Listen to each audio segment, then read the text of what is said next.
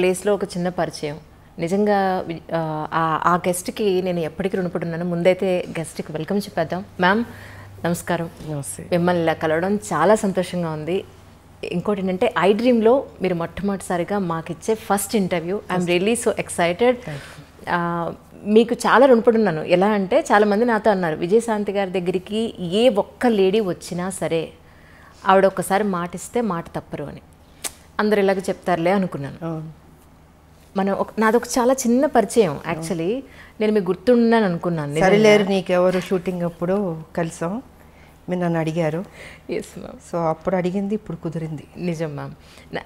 నాకు ఎంత సంతోషం అంటే మా లాక్డౌన్లో మీ డోర్ కొట్టి మ్యామ్ ఇంటర్వ్యూ ఒకసారి గుర్తు చేద్దామని వచ్చానంటే మీరు ఇక్కడి నుంచి అంజలి నువ్వు నాకు గుర్తున్నావు, నేను నీకు ఇంటర్వ్యూ ఇస్తాను, మాట ఇచ్చాను, ఇస్తాను అని అన్నారు.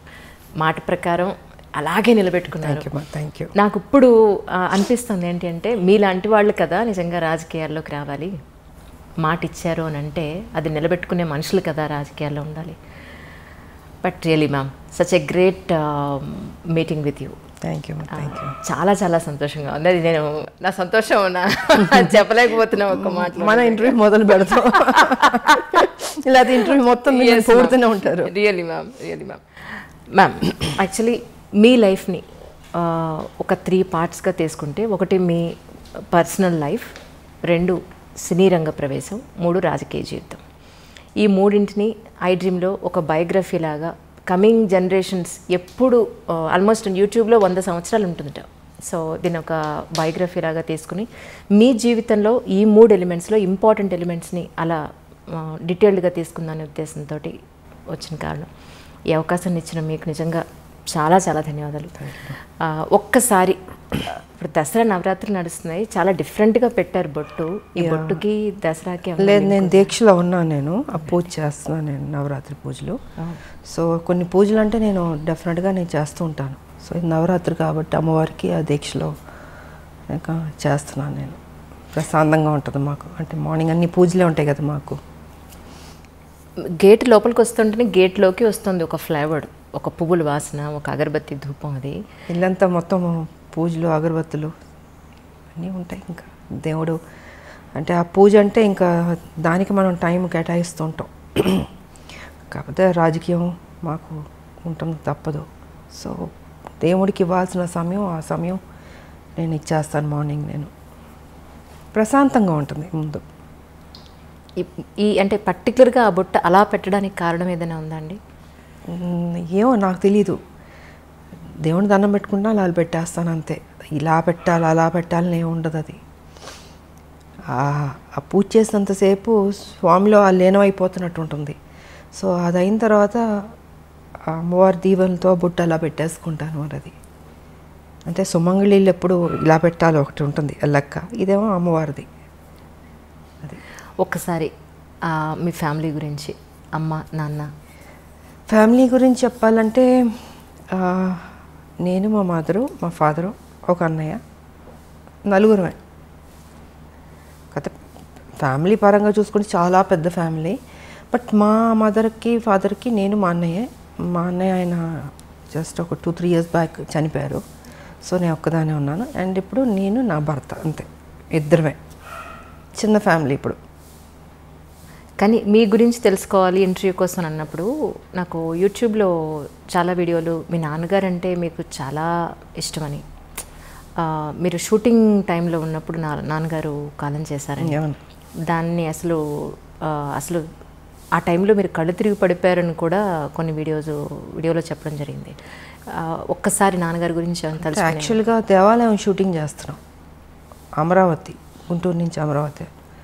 సో అక్కడ షూటింగ్ చేస్తుంటే అక్కడ ఏంటంటే ఫాదర్కి చితి పెట్టడం సీను, టి కృష్ణ గారు డైరెక్షన్, దేవాలయం శ్రవణ్ బాబు గారు. నేను సో అక్కడ ఫాదర్కి చితి పెట్టడం సీన్ నేను వెళ్ళి కూతురు చితి పెడుతుంది.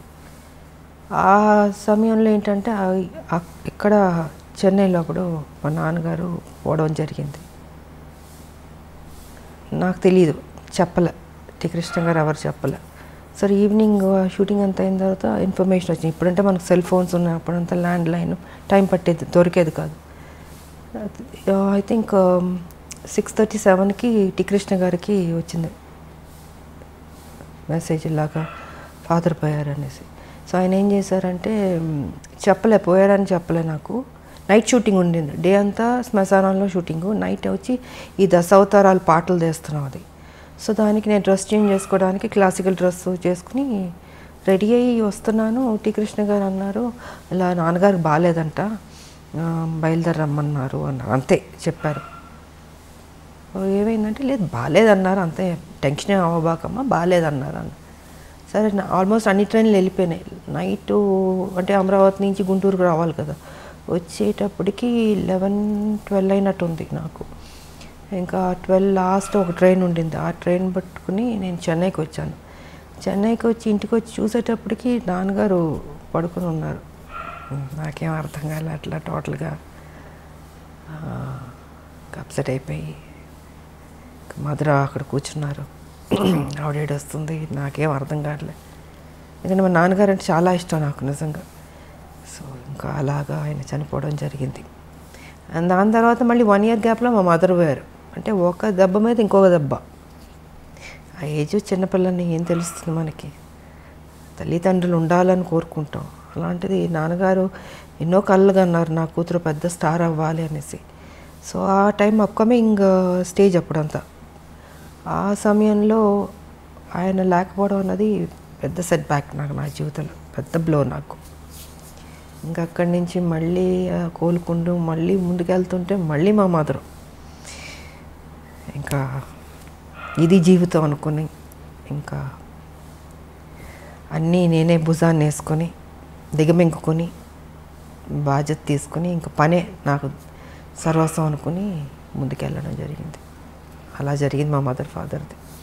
కానీ ఒక ఆడపిల్లకండి, అంటే అబ్బాయి సొసైటీలో ఏది ఉన్నా, ఎవరి సపోర్ట్ ఉన్నా లేకపోయినా ఈజీగా అమ్మాయితో కంపేర్ చేస్తే ఈజీగా గెటన్ అయిపోగలుగుతాడు.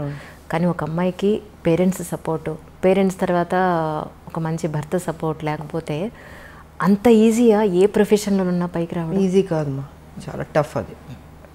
కాకపోతే నాకేంటంటే ఫస్ట్ మదర్ ఫాదర్ పోవడం వల్ల లైఫ్ విలువ, వాల్యూ, బాధ్యత అన్నీ ఆటోమేటిక్గా దేవుడు నాకు తెలిసేటట్టు చేశాడు అనిపిస్తుంది. సో రైట్ టైంలో ఒక ఏజ్లో మ్యారేజ్ కూడా, అది కూడా నాకు దేవుడు చేశాడన్నదే. ఎవరు లేరు కదా పెద్దలు, ఇలాగ ఈ అమ్మాయికి పెళ్లి సంబంధం చూడాలి, ఈ అబ్బాయికి పెళ్లి చేయాలి అనేది చెప్పేవాళ్ళు లేరు, చూసేవాళ్ళు లేరు. నాకు ఉన్న తల్లిదండ్రులు ఇద్దరు పోయారు. నాకు తెలియకుండా నా లైఫ్లో నా భర్త ఆయన రావడం, కలవడం, అనుకోవడం, పెళ్లి చేసేసుకో, ఆల్ ఆఫ్ సడన్ అన్నీ 6 to 7 monthsలో జరిగిపోయినాయి. సో రైట్ టైంలో రైట్ డెసిషన్ అంటారు చూసారా, అలాగా రైట్ టైంలో దేవుడు ఆయనే నాకు, అంటే ముక్కోటి దేవతలు పెళ్లి చేస్తారన్నట్టు ముక్కోటి దేవతలు దీవించినట్టు ఉండింది నాకు మంచి భర్త ఇచ్చి. రైట్ టైంలో ఒక సపోర్ట్ ఉండాలి అన్నది జరిగింది. సో లైఫ్ ఇదైంది. బట్ ఆడపిల్లలకి ఎప్పుడూ తల్లిదండ్రులు ఉండాలమ్మా. కొంతమందికి స్మూత్గా వెళ్తుంది, కొంతమందికి టఫ్గా ఉంటుంది. సో నాకేంటి అన్నీ దెబ్బలే కదా జీవితంలో, అన్నీ స్మూత్గా ఎప్పుడు లేదు నా లైఫ్. అన్నీ టఫ్గా దెబ్బలు తింటూ నేర్చుకుంటూ ముందుకు వెళుతూనే అనుకున్నది సాధించాను. కాబట్టి మా ఫాదర్ ఒక కోరిక నేను నెరవేర్చాను, పెద్ద స్టార్ అవ్వాలన్నది. దాని తర్వాత మా భర్త సేమ్ అదే బాధ్యత ఆయన తీసుకుని, ఆయన కూడా అక్కడితో ఆపలే. పెళ్ళైన తర్వాత ఏదో ఇంట్లో కూర్చోబెట్టడం లేదు, ఆయన కూడా ఆ బాధ్యత తీసుకుని, ఆ టాలెంట్ ఉన్నవాళ్ళు ఇంట్లో ఉండకూడదు అన్నది ఆయన ఆలోచన కూడా. సో ఆయన కూడా దాన్ని అలా కంటిన్యూ చేసి మీకు కర్తవ్యం అన్నది ఆయన ప్రొడ్యూస్ చేసి, సో ఒక హీరో ఇమేజ్ తీసుకొచ్చింది మా భర్త. అంటే తను ఓన్లీ ఒక హౌస్ వైఫ్లో లేకపోతే ఈ గ్లామరో ఇలా కాదు, ఇంకేదైనా కొత్తగా చేద్దామని పోలీస్ ఆఫీసర్ది కర్తవ్యం అన్నది ఆయన ప్రొడ్యూస్ చేశారు. ఇంకా దాని తర్వాత లేడీ అమితాబ్, ఇవన్నీ వచ్చినాయి. అండ్ ఓసే రామలం, అదే పెళ్లి చేసేసుకున్న తర్వాత ఇంట్లో కూర్చుని ఉంటే కర్తవ్యం ఉండేది కాదు, ఓసే రామలం ఉండేది కాదు, ఆ హీరో ఇమేజ్ వచ్చేది కాదు. సో క్రెడిట్ ఐ థింక్ మా హస్బెండ్కి ఇవ్వాలి నేను. జనరల్గా మనకు ఉంటుంది, చాలే పెళ్లి చేసుకుందాం సెటిల్ అయిపోదాం అనుకుంటాం, కానీ అలా అనుకోలేదు. ఇంకా అది కూడా కాదు, దాని తర్వాత మళ్ళీ పాలిటిక్స్ కూడా నా మనసులో ఉంటుంది మనకి, కాకపోతే అవన్నీ జరుగుతాయా అని ఒక డౌట్ కూడా ఉంటుంది. కానీ వెనక నుంచి సపోర్ట్ చేసి ముందుకు నడిపిస్తూ ఈ దారిలో వెళ్ళు, ఈ దారిలో నువ్వు చేయి, నీ డ్యూటీ నువ్వు కరెక్ట్గా చేయి, ఆటోమేటిక్గా అన్నీ సర్దుకుంటాయి, మంచి జరుగుతాయి అన్నది ఆయన చెప్పింది. ఇంకా అలాగా. కానీ ఒక విమెన్ ఏ ఇండస్ట్రీలో ఉన్నా సరే ఒక ఇమేజ్ తెచ్చుకోవడం, వాళ్ళకంటూ ఒక గుర్తింపు తెచ్చుకోవడం అనేది చాలా కష్టం. అందులో గ్లామర్ ఫీల్డ్లో, ఫిల్మ్ ఇండస్ట్రీలో ఒక హీరో ఇమేజ్ అనండి, అది కమర్షియల్గా అయినా సరే లేదంటే ఒక వాల్యుబుల్ పాయింట్లో అయినా సరే, మీరు ఒక హీరో ఇమేజ్ని అప్పట్లోనే హీరోలతో సమానంగా మీరు రెమ్యునరేషన్ పాయింట్ ఆఫ్ వ్యూలో కానీ మీ ఒక మాటకు విలువ కానీ అప్పుడు మీరు అంతా సంపాదించుకోవడం అనేది మామూలు విషయం కాదు యాజ్ ఎ విమెన్. సో అదంతా ఈజీ అండి. ఒక అమ్మాయికి ఒక హీరో ఇమేజ్ని తీసుకొచ్చి ఫస్ట్ థింగ్ ఏంటంటే మనం మెంటల్గా ప్రిపేర్ అవ్వాలి. హీరోలు ఫైట్ చేసేది మనం చూస్తున్నప్పుడు, మేము హీరోలు పక్కన చేసేటప్పుడు కొన్ని సీన్స్లో వచ్చి హీరో ఫైట్ చేస్తుంటాడు, మనం రియాక్షన్ ఇవ్వాలి. అప్పుడు అనిపించేది అయ్యో పాపం ఇంత కష్టపడుతున్నారు, ఇంత ఎగురుతున్నారు, కొడుతున్నారు, దెబ్బలు తగులుతుంటాయి వాళ్ళు కూడా. అలాంటిది నాకు వచ్చేటప్పటికి నేను అసలు ఫస్ట్ నాకు కొంచెం టైం పట్టింది నేను అడ్జస్ట్ అవ్వడానికి. అంటే ఆ ప్యాటర్న్లోకి తీసుకురావడం, నా ఫిజిక్ కావచ్చు, నా ఆ స్టైల్ కావచ్చు, ఒక మహిళలా చేసినట్టు ఉండకూడదు. అంటే ఒక హీరో ఒక రఫ్ అండ్ టఫ్ ఆ బాడీ లాంగ్వేజ్ తెచ్చుకోవాలి, దాంట్లో ఇమిడిపోవాలి. సో ఇట్ టుక్ టైం నాకు అది అడ్జస్ట్ అవ్వడానికి. అండ్ ఫస్ట్ పిక్చర్కి నా ఫైట్స్కిను సెకండ్ థర్డ్ దానికి ఇంప్రూవైజ్ చేసుకుంటూ వెళ్ళాను. సో ఇంకా దాని తర్వాత ది బెస్ట్ అన్న పేరు తెచ్చుకున్నాను నేను. అండ్ ఇంకోటి ఏంటంటే ఎందుకు చేయలేము, మనం చేద్దాం, రిస్క్ అయినా పర్లేదు. అప్పుడు మాకు ఈ గ్రాఫిక్స్ అంత లేదు, సో ఏదన్నా కూడా ఒరిజినలే ఉండదు, డూప్ లేకుండా చేసేదాన్ని. చేద్దామని మాస్టర్లతో కన్విన్స్ చేసి ఇంకా సాహసాలే అన్నీ, ఎంత 20 అడుగులో 30 అడుగులు దూకమన్నా దూకేవాళ్ళం. మళ్ళీ గన్ ఒకటి పట్టుకుని దాంతో షూట్ చేసుకుంటూ, మామూలు కాదు అసలు. సో ఇలాగా ఇంప్రూవైజ్ చేసుకుంటూ ఇంకా బెటర్మెంట్ చేద్దాం అన్నది సినిమా నుంచి సినిమాకి బెటర్ అయింది నాకు. సో నన్ను నేను ప్రూవ్ చేసుకోగలిగాను, ఒక యాక్షన్ హీరోలే కాదు హీరోయిన్ కూడా చేయగలుగుతుందని. మళ్ళీ దాంట్లో స్టైల్ ఉండాలి, అందం ఉండాలి. ఏదో కొట్టామన్నట్టు కాకుండా ఎక్స్ప్రెషన్ ఉండాలి, బాడీ లాంగ్వేజ్ కరెక్ట్గా ఉండాలి, ఫినిషింగ్ బాగుండాలి. అది డ్యాన్స్ కావచ్చు, ఫైట్స్ కావచ్చు, ఏదైనా బ్యూటీ ఉండాలి, న్యాచురల్గా ఉండాలి, ఆర్టిఫిషియల్గా ఉండకూడదు. ఏదో ఇప్పుడు జంప్ చేయమన్నారు ఇలా జంప్ చేయడం కాదు, ఒరిజినల్గా జంపింగ్లానే ఉండాలి, రఫ్ లుక్ ఉండాలి. సో ఇలాగ నా బాడీని నేను మలుచుకుంటూ చేశాను నేను. కానీ ఫిల్మ్ ఇండస్ట్రీలో ఒక అమ్మాయికి గ్లామర్ పాత్రలు జనరల్గా అందరికీ వస్తుంటాయి, కానీ ఆర్టిస్ట్ వాళ్ళలో ఉన్న నటనని బయటికి తీసుకురాగలిగే డైరెక్టర్లు కానీ, అలాంటి సినిమాలు కానీ, అలాంటి కథలు కానీ, you are really so blessed. ఒక స్వయం కృషి తీసుకున్న, వందే మాత్రం తీసుకోవాలంటే టీ కృష్ణ గారు అండి. అవునండి, ఆయనకి నేను రుణపడి ఉన్నాను, థ్యాంక్స్ చెప్పుకోవాలి. ఎందుకంటే ఆయన ఎక్కడున్నా ఆయన బ్లెస్సింగ్స్ ఉన్నాయి. తనలో ఒక నటన ఉందన్నది నేటి భారతంలో తీసుకొచ్చాడు బయటికి. తీసుకొచ్చి నాకు రావాల్సిన పేరు అద్భుతంగా వచ్చింది. ఓ విజయశాంతి ఓన్లీ గ్లామర్ కాదు, తను నటించగలుగుతుందని ఆ క్రెడిట్ కృష్ణ గారికి వెళ్తుంది. ఆయన ఏం చేశారు, అక్కడితో కాకుండా ఆయన అన్ని సినిమాల్లో విజయశాంతినే ఉంచాలి. అంటే ఆయన మైండ్ సెట్లో ఏముంది, ఓ రెవల్యూషనరీ ఫిల్మ్స్ అంటే అది తను సూట్ అవుతుంది, ఆయన రాసుకున్న కథకి ఆ పాత్రకి తను న్యాయం చేయగలుగుతుంది, తన ఎక్స్ప్రెషన్స్ బాగా రాబట్టగలుగుతుంది, సో బాగుంది అన్నది ఆయన మైండ్లో పెట్టుకుని ప్రతి సినిమాకి ఇంక తనే ఉండాలి, శాంతమ్మే ఉండాలి. అంతే ఆప్యాదిగా పిలిచాడు శాంతమ్మని. సో ఆయన ప్రతి సినిమాలకు పెట్టేవారు. నేను ఒక స్టేజ్లో అన్న అని పిలిచేదా, అన్న మీకు బోరు కొట్టదా, అన్ని సినిమాల్లో నేనే పెడతాను, ఇంకొక హీరోయిన్ పెట్టండి అన్న. లేదు శాంతమ్మ నువ్వే చేయాలి, నువ్వే బాగా చేస్తున్నావు అనేసి. ఒక స్టేజ్లో అయితే ప్రతిఘటన అయితే నేను అన్నాను, కథ విన్నాను బాగుంది, బట్ నాకు డేట్లు కుదరలేదు, టోటల్గా బిజీగా ఉన్నాను. అప్పుడు అన్నాను, అన్న కుదరట్లేదు అంటే నువ్వు చేయాలి, ఇది నువ్వు చేయకపోతే నేను చెయ్యను, భీష్మించి కూర్చున్నాడు ఆయన. ఇంకా ఏంటంటే ఆఖరికి అందరు ప్రొడ్యూసర్ని రిక్వెస్ట్ చేసి 1 నెల నాకు ఇవ్వండి అని 1 మంతే నాకు వెళ్ళాను, వైజాగ్ వెళ్ళి కంప్లీట్ చేసుకుని వచ్చేసాను. సో అంటే నేను చేయలేను అనుకున్నది దేవుడు కూడా అక్కడ కూడా నువ్వే చేయాలన్నట్టు చేయించాడు. అదొక మలుపు. మళ్ళీ సూపర్ స్టార్ అన్నది ప్రతిఘటనతో స్టార్ట్ అయింది నాకు ఆ టైటిల్. కానీ అప్పట్లో ప్రతిఘటన అంటే ఒక రెవల్యూషన్ తీసుకొచ్చారు. అసలు యాక్చువల్గా చాలా చిన్నమ్మాయి నేను. ఎగ్జాక్ట్లీ. అందరూ ఏమన్నారంటే అదేంటి ఈ కృష్ణ మరీ చిన్నపిల్లతో యాక్ట్ చేపిస్తున్నావు, ఒక లెక్చర్ క్యారెక్టర్ అంటే ఒక 30 ఏళ్ళు 40 ఏళ్ళు ఊహించుకుంటారు, బట్ ఆల్మోస్ట్ చాలా యంగ్ నేను. అంటే అందరూ క్రిటిసైజ్ చేశారు, అదేంటది ఆవిడ మరీ చిన్నపిల్ల ఉంది, చేయగలుగుతుందా, చేయలేదు, తప్పు చేస్తున్నావు, డెసిషన్ రాంగ్ అవుతుంది అని కృష్ణ గారితో. అంటే నాకు తెలుసు ఏం చేయించాలని కొంచెం గెటప్ అంతా వేసి మూడేసి కొంచెం పెద్ద అమ్మాయిలా కనపడేటట్టు చేసి నేను కూడా ఛాలెంజ్గా తీసుకున్నాను. ఎప్పుడైతే క్రిటిసైజ్ చేశారో నువ్వు చేయలేవేమో అని, ఎందుకు చేయలేను, నన్ను ఎప్పుడు అలా అంటే నేను ఊరుకోలేను, ఇంక దాన్ని ఛాలెంజ్గా తీసుకుంటాను. ఇంక తీసుకుని సో కృష్ణ గారు పట్టుబట్టడం, నేను ఆ ఛాలెంజ్గా తీసుకోవడం, అది అద్భుతంగా సక్సెస్ అయింది. అది మలుపు తిరిగింది నా లైఫ్ దాంతో. మీలో నటనని బయటికి తీసుకొచ్చింది ఒక మాస్. అందరూ గ్లామర్ని చూస్తే ఆయన మాత్రం మీలో ఉన్న అంతే. ఫస్ట్ కృష్ణ గారికి క్రెడిట్ వెళ్తుంది, దాని తర్వాత మిగతా వాళ్ళందరూ మంచి డైరెక్టర్లు, గొప్ప డైరెక్టర్లు పనిచేస్తారు, డిఫరెంట్ డిఫరెంట్ క్యారెక్టర్స్. బట్ ఆ అమ్మాయిలో ఆ టాలెంట్ ఉన్నదని తీయాలి కదా ఎవరో ఒకళ్ళు, అది టీ కృష్ణ గారు. అవును. కానీ ఒక ఆర్టిస్ట్కి తన జీవితం మొత్తం మీద చూసుకుంటే మహా అయితే ఒక 2, 3 దొరుకుతాయేమో అలాంటి రేర్ కదా. కానీ మీ విషయంలో ఒక పెద్ద లిస్టే ఉందండి. నిజంగా నేను ప్రిపేర్ చేసుకున్నాను, చదవండి లిస్ట్. అసలు మామూలు కాదు. మీరు టీ కృష్ణ గారితో చేసిన సినిమాల దగ్గర నుంచి టీ కృష్ణ గారితో దగ్గర దగ్గర మీరు 6 సినిమాలు కంటిన్యూస్గా చేశారు. అన్నింటికన్నా మించి అసలు మీరు చేసిన సినిమాలన్నింటిలో అద్భుతమైన ఆర్టిస్ట్ని బయట తీసుకొచ్చిన సినిమాలంటే 10ల సంఖ్యలో ఉన్నాయి. ఎవరికన్నా 3, 4 చెప్పుకోవడానికి ఉంటాయి అసలు. అలాంటిది యూఆర్ రియల్లీ బ్లెస్డ్ అండి నిజంగా. అది మా అందరూ దేవుడు ఎందుకో నా మీద కొంచెం ప్రేమ ఎక్కువైనట్టుంది, అందుకే అంత మంచి చేశాడు నాకు.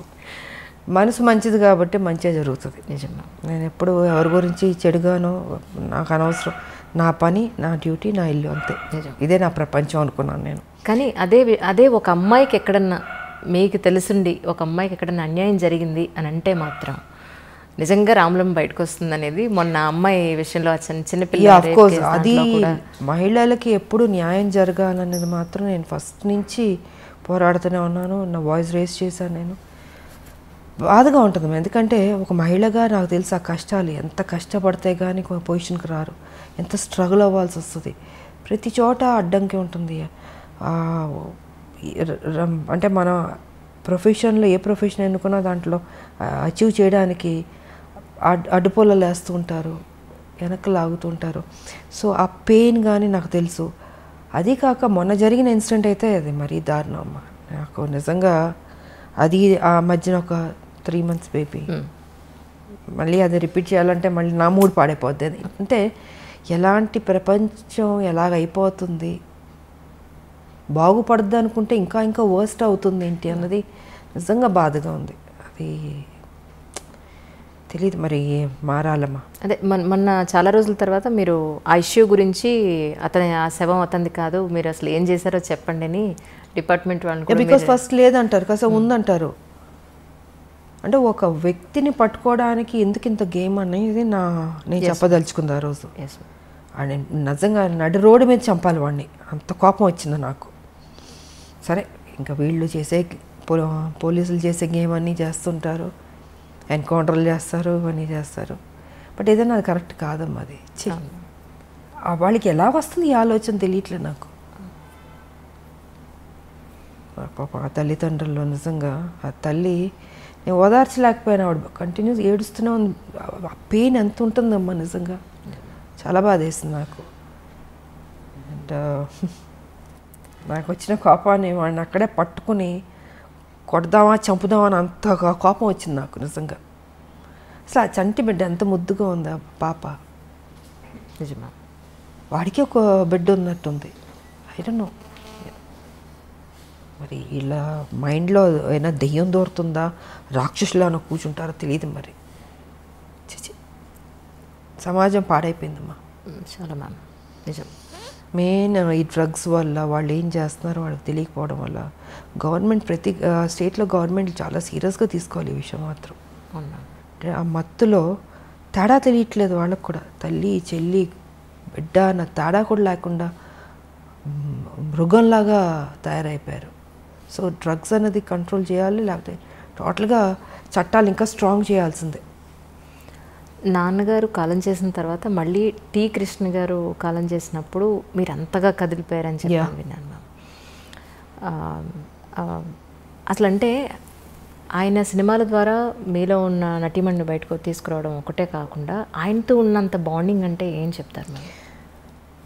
ఒక అన్న చెల్లెల్ని ఎంత అపురూపంగా చూసుకుంటారో అలాగా ఆయన కానీ వదిన ఆవిడ కానీ ఎంతో ఆప్యాయతగా. అప్పుడు గోపీచంద్ అంతా చిన్నపిల్లలు, ఇంకొక పెద్ద బాబు ఉండేవాడు, అబ్బాయి కూడా చనిపోయాడు, పాప ఒకటి ఉంది. సో అందరూ ఒక ఫ్యామిలీలా ఉండేవాళ్ళు నిజంగా, అంత అన్యోన్యంగా. ఆయన ప్రతిదీ కేర్ తీసుకుని శాంతమ్మ ఇది చేయాలి అనేసి. అలాగన్నా ఓసారి పొరపాటు అయ్యేది, అంటే యాక్టింగ్ ఈ సీన్ సరిగా రాకపోతే ఊరుకునేవాడు కాదు, ఆయన తిట్టేవాడు. ఆయన ఈ రేపటి పౌరుల షూటింగ్లో అయితే పెద్ద సీను, కోర్టుని గుడి బయట పెట్టి లెంతీ డైలాగ్ పెట్టి చేయాలి. ఆయన అప్పటికి క్యాన్సర్తో బాధపడుతూ బెడ్ మీద పడుకొని డైరెక్షన్ చేస్తున్నారు. సో ఆ సీన్ ఏంటంటే గంటలని చేతులు చేయాలి. నేను ఒక ప్యాటర్న్లో చేసుకుంటూ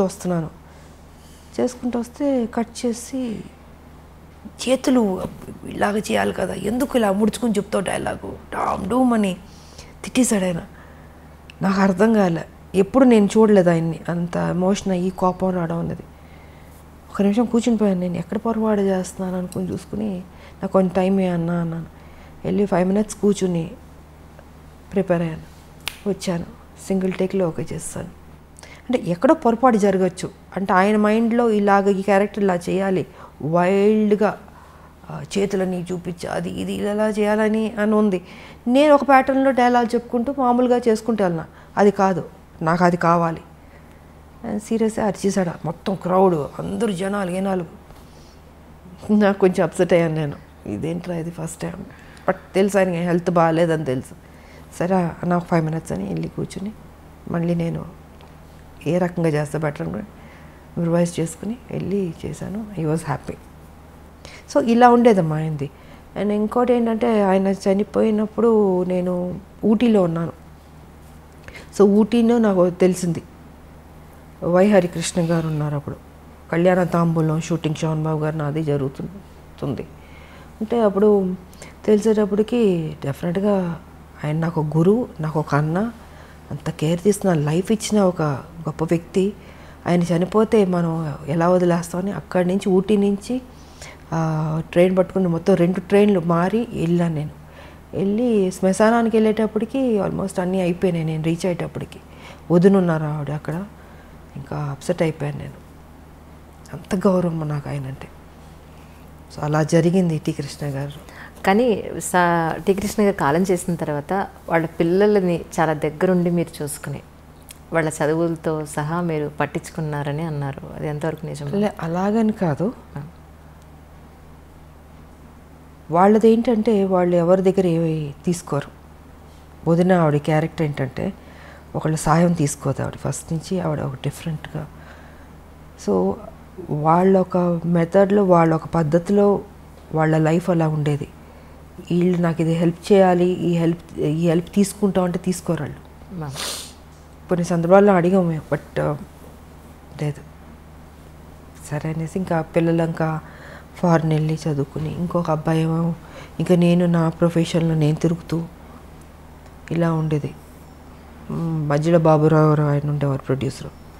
సో వారితో సినిమా మిగతాది భారతనారి ఇవన్నీ చేసి ఇలా ఉండేది. అప్పుడప్పుడు మాట్లాడేవాళ్ళు. సో నేను ఇంకొకళ్ళని డిస్టర్బ్ చేయలేను కదా, వాళ్ళకి కొన్ని నచ్చినప్పుడు అది కరెక్ట్ కూడా కాదు అది అన్నది వాళ్ళ ఆలోచన. సో ఆ గౌరవం మాత్రం నాకు ఇప్పటికీ ఉంది. కానీ రాజకీయాల్లోకి రావాలి అనేది మీ సొంత నిర్ణయమేనండి? రాజకీయాల్లో రావాలన్నది అయితే తెలంగాణ ఇష్యూ అన్నది మైండ్లో ఉంది. బికాజ్ ఈ రజాకార్లు, నిజాం పరిపాలన, మా తాతగారి ఫ్యామిలీ, మా పెద్ద ఫ్యామిలీ ఎలా డిస్టర్బ్ అయింది, ఎలాగా అంటే ఒక చంపడానికి వస్తున్న వాళ్ళు అరిచేతిలో పట్టుకుని చిన్నపిల్లలు. మా మదర్ ఇంకా నేను ఎప్పుడు లేదు, విజయశాంత మనిషే లేదు ఇప్పుడు. ఇంకా మా మదర్కి మ్యారేజ్ అవ్వలే, ఆవిడ యంగ్, ఆవిడ పెద్ద ఫ్యామిలీ. సో అక్కడి నుంచి చంపడానికి వస్తున్నారనేప్పుడు మా తాత ఏం చేశారు, ఆస్తి మొత్తం ఏటూరు నగరం మొత్తం వదిలి చెన్నైకి వెళ్ళిపోయారు. ఏం చేస్తారు ఇంకా నా కుటుంబాన్ని బతికించుకోవాలని దీంతో అందరిని తీసుకుని చెన్నైకి వెళ్ళిపోయి ఇంకా అక్కడ ఉండి దాని తర్వాత అందరు పెద్దోళ్ళు అయ్యి ఒక కథ. ఇంకా మా పిన్ని ఆవిడ ఈ సినిమాలు, దాని తర్వాత మా మ్యారేజ్, మా మదర్కి మ్యారేజ్ అవ్వడం. ఆ తర్వాత విజయశాంతి పాత్ర ఎప్పుడో వచ్చింది, ఒక అమ్మాయి పుట్టి. అప్పుడు హైదరాబాద్లో ఉండేవారు మా మదర్ ఫాదరు, డాడీ ఇక్కడ జాబ్ చేస్తూ ఉండేవారు. సో మా మదర్ ఇక్కడ కన్సీవ్ అయింది ఆవిడ, అండ్ డెలివరీకి చెన్నైకి వెళ్ళింది అప్పుడు. సో ఇలాగా విజయశాంతి అప్పుడు బయట ప్రపంచానికి వచ్చింది. కానీ సపరేట్ తెలంగాణ అప్పుడు సో అలాగా దీంతో నాకు మా మదరు ఒక సర్టన్ టైంలో ఇలా అలా చెప్పే మామూలు కూర్చుంటాం మదర్ నేను కూర్చుని మాట్లాడుకున్నప్పుడు ఏంటంటే ఆవిడ చిన్నప్పుడు ఏం జరిగింది, రజాకార్లు, నిజాం పరిపాలన, ఇవన్నీ చెప్తూ చెప్తూ చెప్తూ ఎక్కడో తెలియని ఒక విత్తనం పడింది బుర్రలో. సరే ఆ సాఫ్ట్ కార్నర్ అలా అలా వచ్చి ఒక స్టేజ్లో తెలంగాణ అన్న దీని మీద ఒక టాపిక్ వచ్చినప్పుడు ఇంకా మా హస్బెండ్ కూడా yes you have to do అన్నది. ఇంకా ఆయన నన్ను టైం వచ్చింది ఎంటర్ ది డ్రాగన్ లాగా వార్ ఫీల్డ్లోకి దిగు అన్నది ఇంకా ఆయన చెప్పడం, మనం దిగడం మొదలుపెట్టాం. 1998 జనవరి 26 బీజేపీలో చేరడం జరిగింది. కానీ బాలకృష్ణ గారితో, చిరంజీవి గారితో ఎక్కువ సినిమాలు చేశారు. ఆల్మోస్ట్ 17-18 సినిమాలు దగ్గర దగ్గర. ఒక సినిమా అటు ఇటులో చిరంజీవి గారితో ఎక్కువ, బాలకృష్ణ ఇద్దరు ఎక్కువ. జస్ట్ 1 or 2 మూవీస్, పెద్దగా డిఫరెన్స్ కూడా ఏం లేదు. అయితే నిప్పురవ్వ సినిమా తర్వాత మళ్ళీ బాలకృష్ణ గారితో చేయకపోవడానికి అంటే తర్వాత స్టోరీ ఏమీ సెట్ కాలేదంటారా? తర్వాత చేయకపోవడానికి కానీ ఎవరితో చేయకపోవడానికి కాదమ్మా, పరిస్థితులను బట్టి ఆ రోజుకి వేరే సినిమాల కమిట్మెంట్లను బట్టి. ఇప్పుడు ఒక సినిమా వచ్చినప్పుడు మనం చేయగలుగుతాం, బాగుంటే చేస్తాం. అలాగా ఆ తర్వాత మళ్ళీ నాకు నా ఇమేజ్ డిఫరెంట్గా వెళ్ళి కొంచెం ఆ హీరో ఇమేజ్ వచ్చేటప్పటికి నేను ఇంకెక్కువ హీరోయిన్ సబ్జెక్ట్స్ మీద ఆ హీరో ఫిల్మ్స్ లాగా ఎక్కువ చేయాల్సి వచ్చింది. సో కుదరలేదు నాకు, ఇంకా రెమ్యునరేషన్లు పెరిగిపోయినాయి. ఎగ్జాక్ట్లీ హైయెస్ట్ రెమ్యునరేషన్ తీసేసుకున్నాను.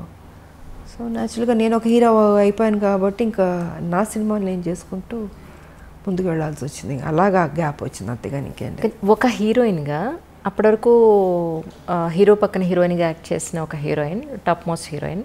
మీరు ఆల్మోస్ట్ టాప్ మోస్ట్ హీరోలు అందరితో కలిసి మీరు వర్క్ చేశారు. 60 మంది ఉంటారు అనుకుంటా, బహుశా 60 మంది హీరోలతో అనుకుంటారు. ఎగ్జాక్ట్లీ అంటే కొత్త వాళ్ళు, చిన్నవాళ్ళు, మా అందరూ ఆల్ అండ్ ఆల్. సో అలాంటి ఒక హీరోయిన్ తర్వాత మిమ్మల్ని బేస్ చేసుకుని స్టోరీస్ రావడం అనేది మొదలయ్యేది. దాని తర్వాత అలాంటి హీరోయిన్ని మళ్ళీ ఒక హీరో పక్కన పెట్టడం అని అంటే అది ఆల్మోస్ట్ ఇద్దరు హీరోల బరువు. ఒక మాట చెప్పాలంటే అది కథాపరంగా కానీ ఆర్థికంగా. అంటే హీరో ఇమేజ్ వచ్చిన తర్వాత కూడా గ్యాంగ్ లీడర్ చేశాను కదా. గ్యాంగ్ లీడర్ చేశాను, మెకానికల్లుడు చేశాను. సో చేశాను నేను, బట్ ఎక్కువ దాని మీద నేను ఫోకస్ పెట్టాను. ఇంకా హీరో ఇమేజ్ 1-2 తప్ప ఇంకా దాని తర్వాత కుదరలే. ఒక హీరోయిన్కి హీరోయిన్ సెంట్రిక్ మూవీస్ రావడం అనేది ఇక అది పీక్ పరాకాష్ట అంటారా మీ ఉద్దేశ ప్రకారం? అంతే కదా. నేనే ఊహించుకోలేదు అసలు నా లైఫ్లో ఇలాగ ఒక హీరో ఇమేజ్ వస్తుంది, నేను యాక్షన్ సినిమాలు చేస్తాను, ఎంత రిస్క్ తీసుకుంటాను, ఎంత హైయెస్ట్ పేడ్ హీరోయిన్ అవుతాను, నేను నా లైఫ్లో నేను ఊహించలేదు. నిజంగా అది గాడ్ గిఫ్ట్ అనే చెప్పాలి. ఇప్పటికి ఇది ఎలా జరిగిందో నేను అనుకుంటాను అప్పుడప్పుడు కూర్చున్నప్పుడు. ఇది నిజమేనా, ఇది ఎంత మాయా ఒక్కోసారి. బట్ అది మాయే, లైఫ్ అంటే మాయే, ఏం ఉండదు. ఉన్నంతసేపే నాది అది ఇది అనుకుంటాం. చనిపోయిన నెక్స్ట్ మూమెంట్ ఎప్పుడు బాడీ తీసేస్తారు అనుకుంటారు. సో ఏది తీసుకెళ్ళాం మనం, ఒకటే తీసుకెళ్ళేది ఒక మంచి పేరు ఒకటే తీసుకెళ్తాం. ఉన్నంత వరకు మంచి చేసామా, ఎగ్జిట్ అయ్యామా, అదే చూసుకోవాలి. 10 మందికి ఉపయోగపడాలి, ఆ హెల్పింగ్ నేచర్ ఉండాలి. ఏది తీసుకెళ్ళినప్పుడు ఎందుకు స్వార్థం ఎందుకు ఉండాలి, ఎందుకు పిసినారులా ఉండాలి? 10 మందికి అన్నం పెట్టండి, కష్టం ఉన్న వాళ్ళని ఆదుకోండి. మీరు చనిపోయేటప్పుడు ఏమో తీసుకెళ్ళరు కదా, మరి ఎందుకు ఆ మెంటాలిటీ ఎందుకు అలా ఉంటుంది మీకు? అది కరెక్ట్ కాదన్నది నేను చెప్పదలుచుకుంది. 10 మందికి ఉపయోగపడి 10 మందికి కష్టంలో ఆదుకున్నా అనుకో, మనం చనిపోయిన తర్వాత అయ్యో మంచోళ్ళ ఆవిడ, మంచిది, మంచి చేసింది, అదొక్కటే తీసుకెళ్తాం. నిజం. మనకు కూడా తృప్తి ఉంటుంది జీవితంలో. బతుకున్నంత వరకు మంచి చేసావు దేవుడా, నాకింత చేస్తావు, నేనేం చేశాను, సమాజానికి ఏం చేశాను అన్నది ఉంటుంది కదండి. సో ఆ సమాజానికి ఏం చేయాలన్నది రాజకీయ పరంగా చేయగలుగుతాం, లేదా సోషల్ వర్క్ చేయగలుగుతాం. సోషల్ వర్క్ చేశాను, రాజకీయ పరంగా నేను చేసుకుంటూ వెళ్ళాను. బట్ దాని పెద్ద ఆర్భాటంగా పబ్లిసిటీలు చేసుకుని నాకు నచ్చదు.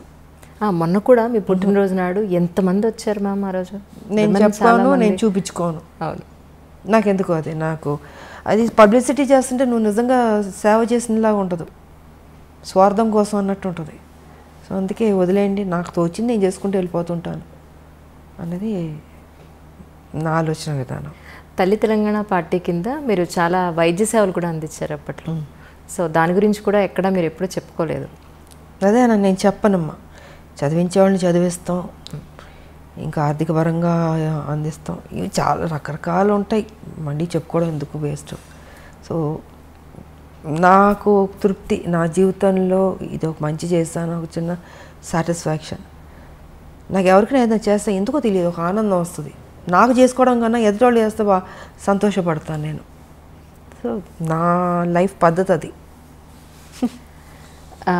అంటే చాలామంది విమర్శకులు అనండి, లేదా మీ గురించి తెలుసుకోవాలనుకునేవాళ్ళనండి, తల్లి తెలంగాణ పార్టీ ఎందుకు పెట్టాలనిపించింది, ఎందుకు టీఆర్ఎస్లో విలీనం చేశారు అని అంటే ఎందుకు పెట్టాలంటే ఆ రోజుకున్న పరిస్థితి ఏంటంటే, ఒక మహిళగా ఇది నా బరువు నా భుజాన్ని వేసుకున్నాను. నా మెంటాలిటీ ఏంటంటే అమ్మా, ఒక ఇష్యూ నేను టేకప్ చేస్తే అది అచీవ్ చేసి దాంట్లో సక్సెస్ చూసే వరకు నేను నిద్రపోను. దానివల్ల నేను ఎంత కోల్పోతున్నానో సిద్ధపడతాను. ఆర్థిక పరంగా కావచ్చు, లేకపోతే నా కెరియర్ పరంగా కావచ్చు, ఏది కోల్పోయినా పర్లేదు, కానీ నేను అనుకున్నది సాధించాలి అన్న ఒక లక్ష్యంతో నేను తెలంగాణ ఇష్యూని టేకప్ చేశాను. సో 98 నేను బీజేపీలో నేను జాయిన్ అయినప్పుడు తెలంగాణ కోసమే వచ్చాను. ఆ రోజుకున్న నాకు ఆఫర్స్ కానీ కంటెస్ట్ చేయమన్నా కానీ, లేకపోతే ఆ రోజు అధికారంలోకి వచ్చింది బీజేపీ, నేను మంత్రిని అయి ఉండేదాన్ని. నాకు లేనిది లేదు, అన్నీ ఉన్నాయి, నాకు అన్నీ ఆఫర్స్ చేశారు. కానీ ఇది కాదు కదా, ఒక ఉద్యమం, ఒక తెలంగాణ స్టేట్ అన్నది చాలా పెద్ద విషయం. అది ఒక మహిళగా నేను అది ఉన్నది, ఆల్రెడీ ఉంది, దాన్ని బతికిద్దాం, దాన్ని తీసుకొద్దాం బయటికి, దాన్ని అచీవ్ చేద్దాం అన్న దీంతో ఆ రోజు నేను ఆ నిర్ణయం తీసుకుని చేసుకుంటూ వచ్చాను. కానీ ఒక సందర్భంలో ఏంటంటే, కొంతమంది నాయకుల వల్ల, నేను పేరు చెప్పుకోదలుచుకోలేదు, వాళ్ళు ముఖ్యమంత్రులు కూడా కావచ్చు ఆ రోజుకి. సో వాళ్ళు ఏంటంటే ఈ తెలంగాణ రావడం వాళ్ళకి ఇష్టం లేదు. సో దీనివల్ల నేను ఆ రోజుకి ఉన్న పరిస్థితికి నేను పార్టీ విడిచి బయటకు రావాల్సి వచ్చింది. చెప్పాలంటే కూడా చెప్పచ్చు, it's because of TDP. Chandrababu గారు ఆ రోజు పరిస్థితిలో వాళ్ళు అలయన్స్లో ఉన్నారు అందరూ. వాళ్ళు ఏంటంటే ఒప్పుకోవట్లేదు. ఇప్పుడు ఇవాళ మనకి మోడీ గారికి ఉన్న మెజారిటీ, ఫుల్ మెజారిటీ అప్పుడు లేదు. Number of alliance partners, ADMK కావచ్చు, డిఎంకే కావచ్చు, మన అదేంటి టీడీపీ కావచ్చు, ఇలా నెంబర్ ఆఫ్ పార్టీస్ ఉంది. కాబట్టి అదేంటంటే అవుట్ ఆఫ్ ద వే వెళ్ళి ఇవ్వాలి. ఫుల్ మెజారిటీ వచ్చి ఉంటే ఇచ్చేసేవాళ్ళు, కానీ రాలే. మిగతా అలయన్స్ పార్టీల మీద ఉండాల్సి వచ్చింది వాళ్ళ సపోర్ట్తో. అప్పటికీ నేను ఫైట్ చేశాను, మ్యాక్సిమం నేను ఫైట్ చేశాను. ఇంకొక స్టేజ్లో అయితే ఇంకా సరే, ఇప్పుడు వాళ్ళ ఆలోచన వాళ్ళకు ఉండొచ్చు, చంద్రబాబు గారు కలిసి ఉండాలని. కానీ తెలంగాణకి ఎంత అన్యాయం జరుగుతుందో ఈ స్టేట్ వస్తే వాళ్ళకి బెటర్ అవుతుంది కదా అన్నది నాకు. ఇప్పుడు 69 ఉద్యమం తీసుకున్నా, ఇంతకుముందు అనేక మంది త్యాగాలు చేశారు, కొట్లాడారు, కానీ ఎక్కడో చోట ఆగింది. మళ్ళీ దానికి ప్రాణం పోయాలి, మళ్ళీ ముందుకు తీసుకెళ్ళాలి అనేది నా ఆలోచన. సో నేను ఆ రోజుకి మ్యాక్సిమం నేను కొట్లాడితే వాళ్ళు అది జరగనివ్వకుండా అడ్డుపడడం వల్ల ఇంకేదో కుదరదేమో అనేసి ఇంకప్పుడు పార్టీ నుంచి బయటికి రావాల్సి వచ్చి అది అక్కడితో ఆపలే. దాన్ని బతికిద్దామని నేను తల్లి తెలంగాణ పార్టీ పెట్టి ప్రతి ఇష్యూ మీద కొట్లాడాను. నేను 4.5 years నడిపాను, 2009 వరకు సో 2009 వరకు ఉన్నప్పుడు అప్పుడు టీఆర్ఎస్ వాళ్ళు వచ్చి నన్ను బతిమలాడి రమ్మని, అసలు ఆలోచన లేదు నాకు, అసలు టీఆర్ఎస్లో వెళ్ళా లేదు. వాళ్ళ కేసీఆర్ గారి గురించి మీకు అందరికీ బాగా తెలుసు. ఆ రోజు తెలిసే పరిస్థితిలో లేదు, కానీ నాకు తెలుసు. నాకు పెద్ద ఇంట్రెస్ట్ కూడా లేదు. నా పార్టీ ప్రెసిడెంట్ నేను 4.5 years నుంచి ప్రతి ఇష్యూస్, రైతులు కావచ్చు, స్థానికుల ఉద్యోగాలు కావచ్చు, మూసీ నది కావచ్చు, విష జ్వరాలు కావచ్చు, కరెంటు కావచ్చు, యువకుల ఇష్యూ కావచ్చు, ఉద్యోగస్తులు కావచ్చు, ఇవన్నీ ఇష్యూస్ ఒకటి కాదు. ఇంత కొట్లాడుతూ దూకుడుతూ వెళ్తున్నప్పుడు అప్పుడు వైఎస్ రాజశేఖర రెడ్డి గారు వాళ్ళు వీళ్ళు అందరూ అమ్మో ఈ అమ్మాయి బాగా దూకుడు మీద వెళ్తుంది అంటే బాగా చేస్తున్నాను నేను, నా డ్యూటీ నేను కరెక్ట్గా చేస్తున్నాను. కరెక్ట్. సో ఓ పక్కన మెచ్చుకునేవారు, బయట మెచ్చుకునేవారు. బట్ ఈ అమ్మాయి దూకుడు మీద వెళ్తే ఇంకా స్ట్రాంగ్ అయిపోతుంది, బలపడకూడదు అని కొంతమందికి ఉండొచ్చు. సో కేసీఆర్కి ఏంటి, ఆయనకి ఈవిడ స్ట్రాంగ్గా వెళ్తుంటే ఒక మహిళగా ఈవిడ రేపు బలపడిపోతే నేను వెనక్కి అయిపోతానేమో. అప్పుడు ఈ వాజ్ సో ఆయన అప్కమింగ్ అప్పుడు పార్టీ పెట్టుకుని 2001లో. సో ఈ అమ్మాయి ఇంత బోల్డ్గా వెళ్తుంది కదా, ఎందుకు లాగేస్తే బెటర్ కదా. ఆయన ఆలోచనలన్నీ నెగిటివ్ ఆలోచనలు. నాకు కొంతవరకు అర్థమైపోయింది ఈయన కరెక్ట్గా ఉండడని. బట్ ఈయన ఏంటంటే మనుషులు కబురు పెట్టి జయశంకర్ గారు మేధావులు వాళ్ళతో వీళ్ళతో ఏంటంటే మర్జ్ చేయమని నా మీద ఫోర్స్ పెట్టేవారు. నేను ఎందుకు అంటాను, రెండు ఒక కాజ్ మీద వెళ్తున్నప్పుడు మీరు తెలంగాణ కోసం, నేను తెలంగాణ కోసం. మీరు ఇప్పుడు వచ్చారు, నేను 98 నుంచి నేను మొదలు పెట్టాను. సో ఇద్దరం కలిసి ఉద్యమాలు చేద్దామండి. నేను ఎందుకు నా పార్టీ మీ దాంట్లో విలీనం చేయాలి. ఆయన ఏంటంటే డొంక తిరుగుడు తిప్పి మిగతా మేధావులతోటి జయశంకర్ గారితో అందరి మీద ఇలా కాదు ఇలా బాగుంటుంది, ఇలా కాదు ఇలా బాగుంటుంది అనేసి చాలా డిస్కషన్స్ జరిగినాయి. ఇంకా ఆఖరికి ఏం తీసుకొచ్చాడంటే ఇంక మనం ఏదో కరెక్ట్ కాదు వాళ్ళే కరెక్ట్ అన్న ఫీలింగ్తో చేపించి కొన్ని కుట్రలు చేసి ఇంకా కాన్ఫరెన్స్ స్టేజ్లో నేను విలీనం చేయాల్సి వచ్చింది. లేకపోతే విలీనం చేసి ఉండేది అది కాదు. సార్ విలీనం చేశాను పోనీ అక్కడైనా కరెక్ట్గా నన్ను ఉంచాడా, అక్కడ నన్ను కరెక్ట్గా ఉంచలేదు ఆయన. జేరన్ దగ్గర నుంచి నన్ను సస్పెండ్ చేసి బయటికి పంపించే వరకు ఇదే టెన్షన్ నాకు. నేను ఎంపీగా పోటీ చేసినప్పుడు కూడా నన్ను ఓడగొట్టాలని చూశాడు ఆయన. బట్ లక్కీగా నేను గెలిచాను నేను. సో గెలిచిన తర్వాత వెంటనే మళ్ళీ ఏదో ఒక నిందేయడం, ఒక సాకు చూపించడం, దాంతో నాతో మాట్లాడడం మానేశారు. 6 months ఎంపీగా గెలిచిన తర్వాత 6 months అని దూరం పెట్టాడు, మాట్లాడలే. నా కాన్స్టిట్యున్సీ పనులు నేను చేసుకున్నాను. మళ్ళీ ఈయన నిరాహార దీక్ష చేపట్టాడు. దాని తర్వాత ఈయన చచ్చిపోతాడేమో నేను మొత్తం ఢిల్లీ వాళ్ళతో మాట్లాడి గవర్నర్తో మాట్లాడి, తివారీ గారు గవర్నర్ అప్పుడు తివారీ గారు ఉన్నారు, సో చిదంబరం గారు ఉన్నారు అప్పుడు, హీ వాజ్ హోమ్ మినిస్టర్.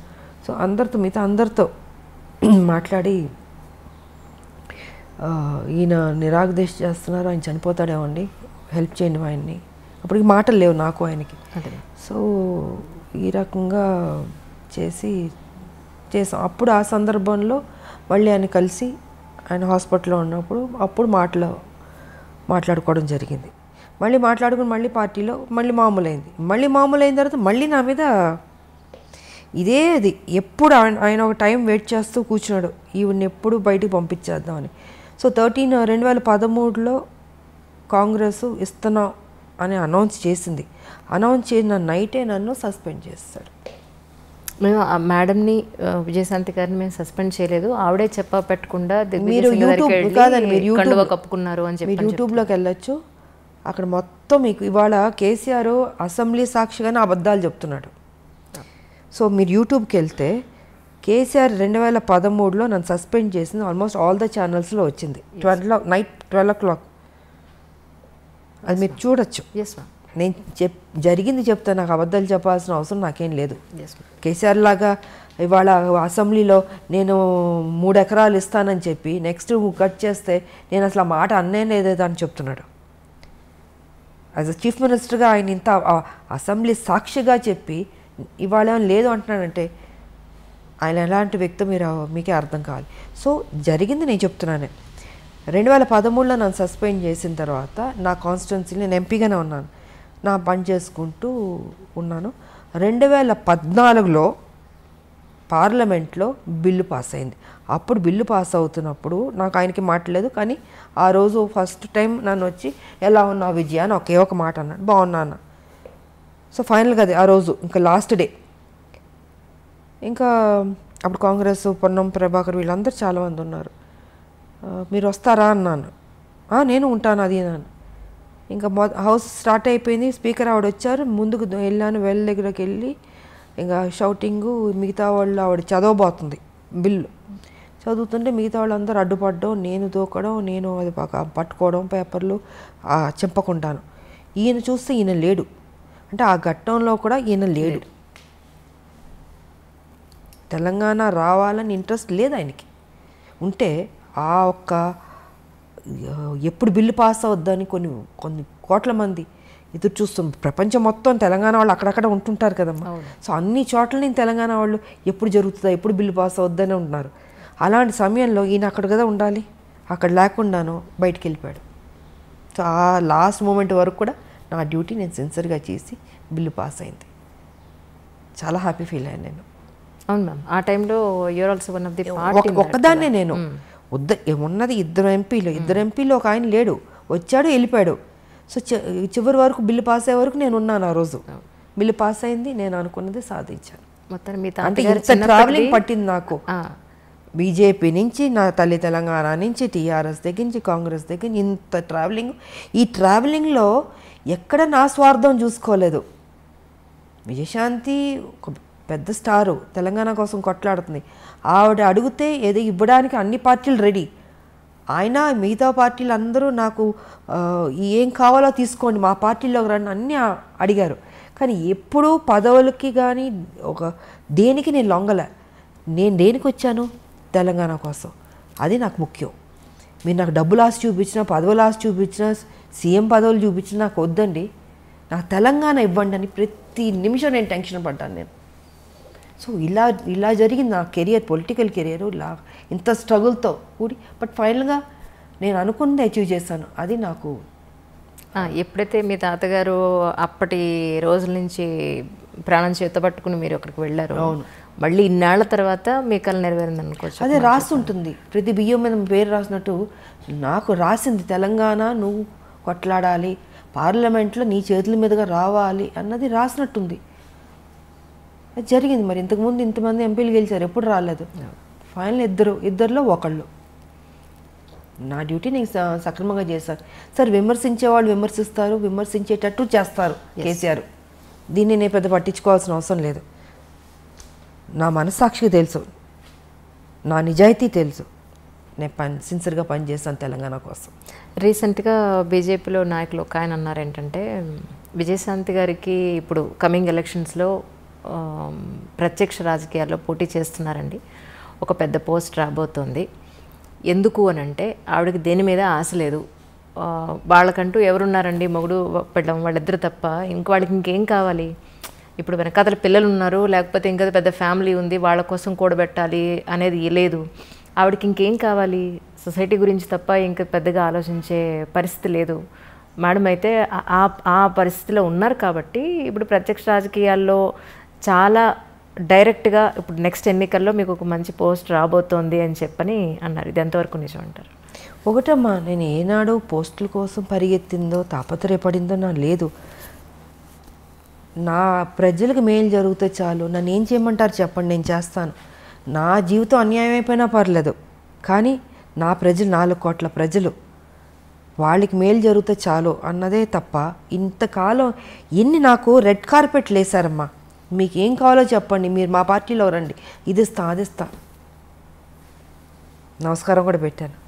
నా తెలంగాణ ఇవ్వండి చాలు, ఇంకా అంతకంటే మిమ్మల్ని నేనేం కోరుకోను. నేను నాకు పెద్ద ఆశ లేదమ్మా, డబ్బు అన్నీ చూశాను కదా, ఇంకేముంటుంది. మీరు చెప్పినట్టు నాకేమీ లేదు, నా పిల్లలు కూడా వద్దు అనుకున్నా, అన్నీ వద్దు, తెలంగాణ వస్తే చాలు, 4 కోట్ల మంది బతుకుతాయి చాలు. సో అలా ఉండింది. అండ్ ఇప్పుడు పార్టీ ఏ బాధ్యత ఇచ్చినా అది నా బాధ్యతగా అనుకుంటాను, నా డ్యూటీగా చేస్తాను నేను. అయ్యో అది పెద్ద పోస్టు, ఇది పోస్టు, నాకు ఏమీ లేదు. ఎంత పెద్దది, ఎందుకంటే ఇంకా పెద్దది, హిమాలయ అంత పెద్దది ఇచ్చినా కూడా ఇదే విజయశాంతి, అదే బాధ్యత, అదే సేవ ప్రజలకి. ఎందుకు పిల్లలు లేరు, ఇంక దేనికి నేనేం చేసుకోవాలి? నేను మా హస్బెండ్ ఇద్దరమే తెలంగాణ కోసం అన్నీ పక్కన పెట్టేశాను. సో ప్రజలకు బాగా జరిగింది అనుకో. నా బాధ ఇవాళ ఏంటంటే, ఇంత కష్టపడి తెలంగాణ సాధించాం, 1200 మంది చనిపోయారు, వాళ్ళ ఆత్మ శాంతించాలంటే అసలు సిసలైన తెలంగాణ రావాలి అనుకుంటే ఆ తెలంగాణ రాలే, దోపిడీ తెలంగాణ జరుగుతుంది. ఇది నాకు బాధగా ఉంది. దీని మీద నేను ఫైట్ చేస్తున్నాను. నేను కేసీఆర్ గారు కూడా ఒక్కసారి మేము గుండె మీద చేపెట్టుకుని ఆలోచించండి, మీరు చేస్తుంది రైటా రాంగా అని. మీకు వయసు అయిపోయింది, ఇంకెంతకాలం బతుకుంటారు? కనీసం మీరు వెళ్ళే లోపల మంచి చేసి వెళ్ళాలన్న ఆలోచన మీకు తట్టట్లేదు కేసీఆర్ గారు. మనం ఎన్ని మాటలు మాట్లాడుకున్నాం తెలంగాణ, ఎన్ని విషయాలు మనం డిస్కస్ చేస్తాం తెలంగాణ. ఇవాళ ఏమైపోయింది?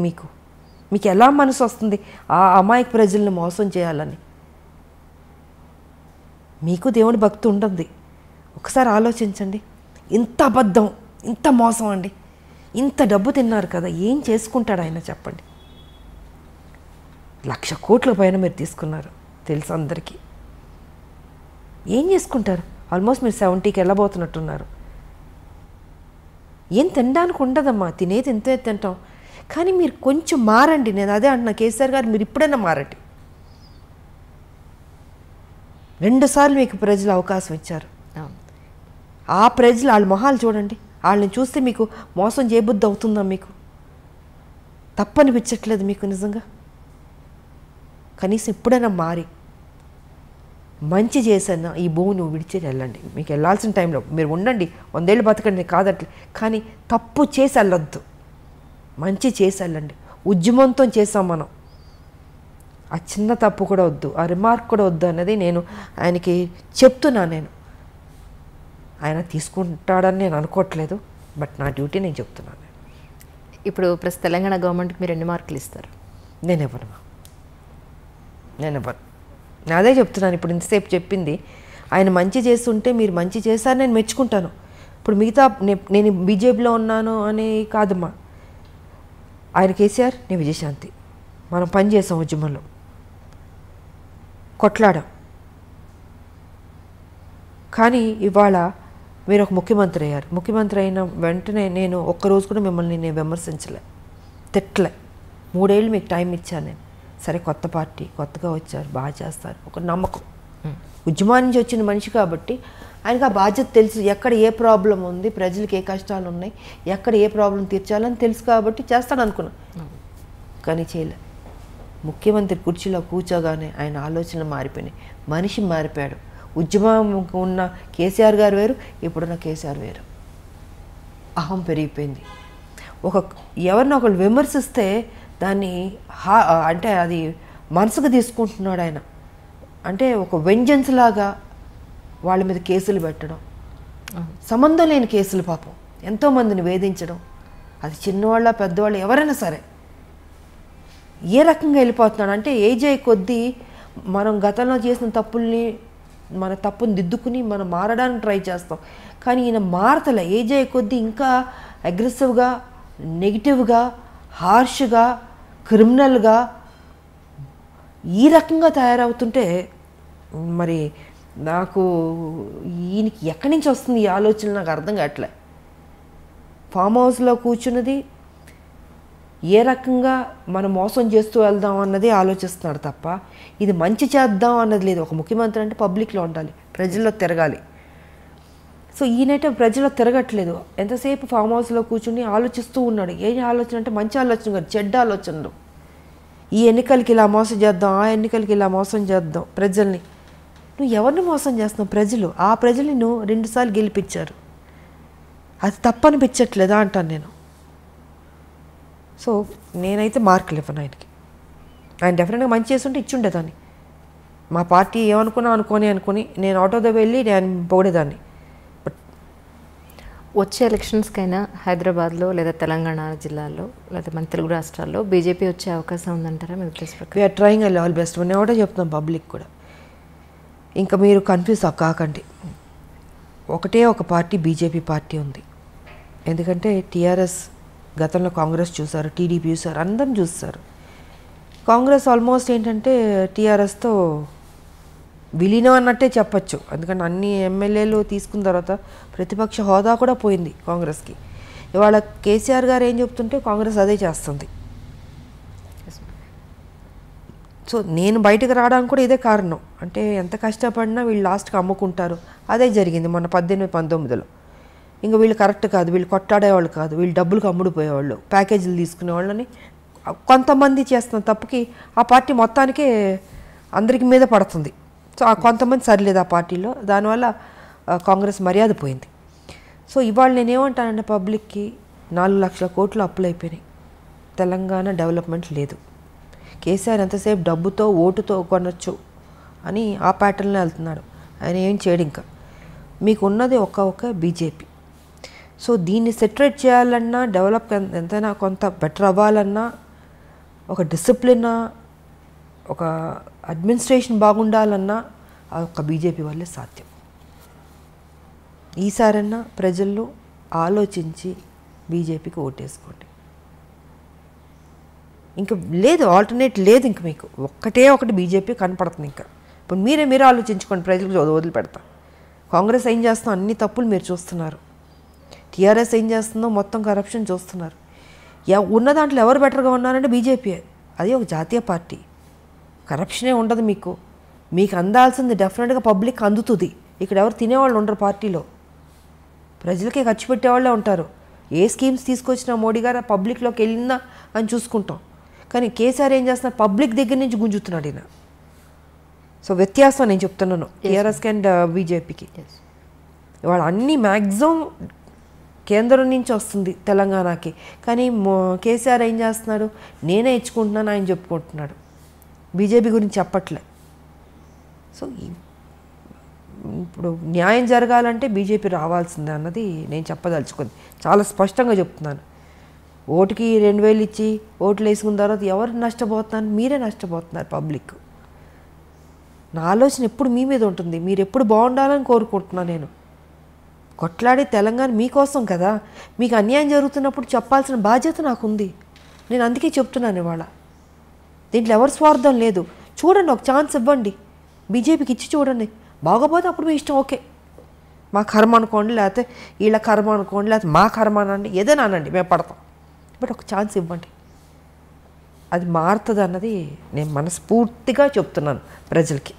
వచ్చే ఎలక్షన్స్లో బీజేపీ నుంచి మీరు యాక్టివ్ రాజకీయాల్లోకి కనిపిస్తారని ఎక్స్పెక్ట్ చేయొచ్చు అంటారు? ఆల్రెడీ పని చేస్తున్నాను కదా నేను, ఆల్రెడీ పని చేస్తున్నాను, నేను యాక్టివ్గానే ఉన్నాను. పార్టీ ఏ ప్రోగ్రామ్ అన్నా నేను వెళ్తున్నాం. నేను ఎప్పుడూ రెడీయే, నేను పని చేసేది. నేను 24 hours నాకు అలవాటే కదా. ఉద్యమాలు చేసిన వచ్చిన మనిషికి పోలీస్ స్టేషన్లు చూసాం, జైళ్ళు చూసాం, ఖైదీలు చూసాం, సామాన్య ప్రజలు చూసాం, కోర్టు మెట్లు ఎక్కాం, రోడ్ల మీద కూర్చున్నాం, తిండి తిప్పలు లేకుండా పనిచేసిన రోజులు ఉన్నాయి కదా. సో విజయశాంతి పనిచేసే మనిషే. నా జీవితంలో లగ్జరీ లైఫ్ కాదు ఇది, నా లైఫ్, నా ప్రజలే నాకు అన్నది ఎప్పుడో నేను దాంట్లోకి వెళ్ళిపోయాను నేను. సో వాళ్ళు ఏ డ్యూటీ ఇచ్చినా నేను పని చేయడానికి సిద్ధంగా ఉన్నాను, పని చేస్తూనే ఉన్నాం మేము. ఇప్పుడు ఉద్యమాలు చేసినట్టు ప్రతిరోజు ఇప్పుడు పార్టీ ఉద్యమం చేయదు. ఇష్యూ వచ్చినప్పుడు ఇష్యూ మీద ఫైట్ చేస్తాం. అప్పుడు ఉద్యమాలు అంటే ప్రతిరోజు మీకు సమస్యలు ఉంటే సమస్యలు కొట్లాడుతూనే ఉన్నాం. ఇప్పుడు రాష్ట్రం వచ్చిన తర్వాత అంత పని ఉండదమ్మా. ఇష్యూ వచ్చినప్పుడు ఇష్యూ, ఎలక్షన్స్ వచ్చినప్పుడు ఎలక్షన్స్, మీటింగ్ అన్నప్పుడు మీటింగ్, ఇలా డివైడ్ అవుతుంది వర్క్. సో దానికి తగ్గట్టు మేము పని చేస్తున్నాం. మ్యామ్, తర్వాత రౌడీ ఇన్స్పెక్టర్ సినిమా అప్పుడు మీ ఫ్యాన్స్ కర్నూలు జిల్లాకు మీరు వెళ్ళినప్పుడు మూవీ పరంగా అక్కడ ఎంతోమంది తండోపతండాలుగా విజయశాంతి గారిని చూడడానికి వచ్చేసినప్పుడు చాలా ఉద్రిక్త పరిస్థితులు నెలకొన్నాయి అప్పట్లో. బాలకృష్ణ గారు మిమ్మల్ని ఆ సిచ్యువేషన్ నుంచి లోపలికి తీసుకొచ్చి వాళ్ళందరినీ చాలా కంట్రోల్ చేశారని చెప్పని విన్నాను. అంటే అది ట్రైన్లో పాట ఉంది కదా, పాట నంద్యాల అనుకుంటాను.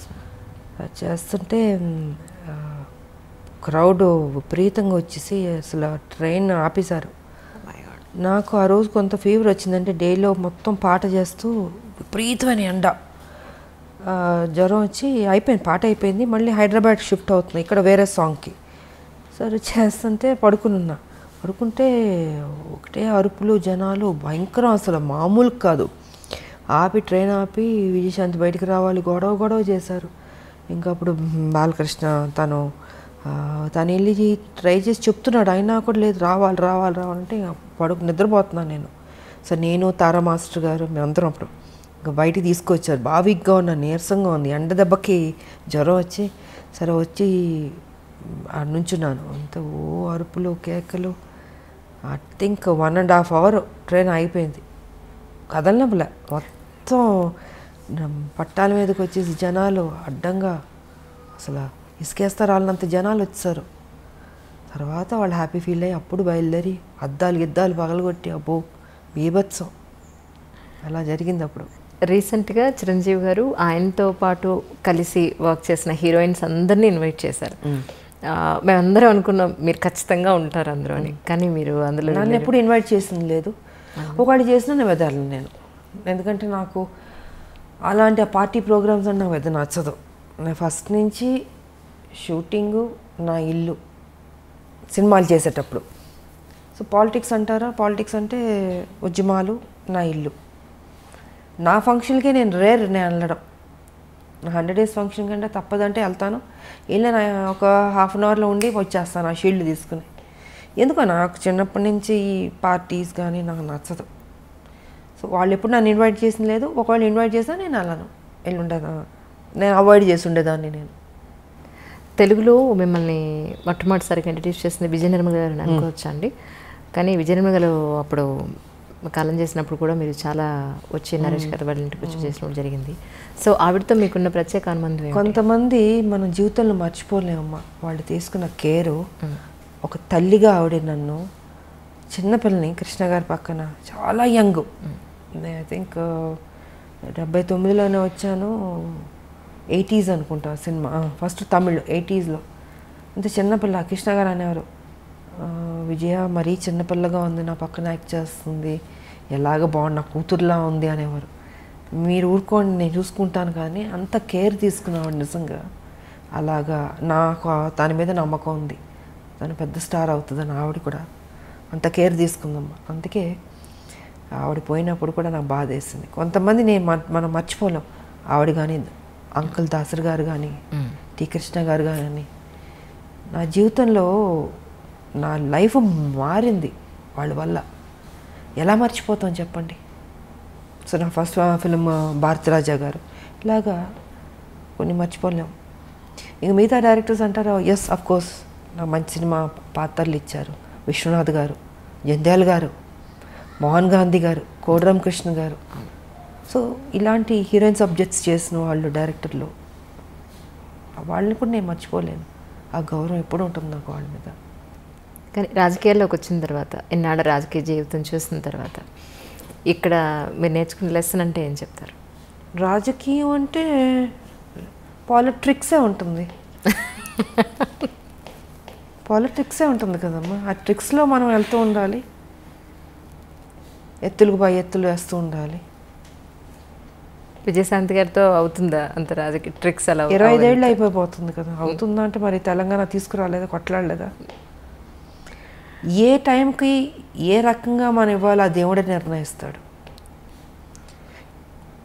జీవితంలో ఒక మంచి దారిని మనం ఎన్నుకున్నాం, ఆ మంచి దారిలోనే నేను వెళ్తున్నాను, ఆ మంచి దారిలోనే నేను సక్సెస్ అయ్యాను. నేను తెలంగాణ అచీవ్ చేయడం అన్నది it's not a joke.